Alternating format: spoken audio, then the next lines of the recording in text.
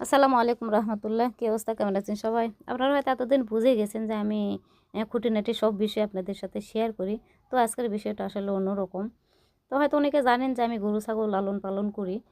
তো এই গরু ছাগল লালন পালন করার পর যখন গরু বা ছাগল বিক্রয় করা হয়, তখন যে এতটা কষ্ট লাগে, এই কষ্টটা আপনাদের সাথে হয়তো আমি শেয়ার করতে পারতেছি না।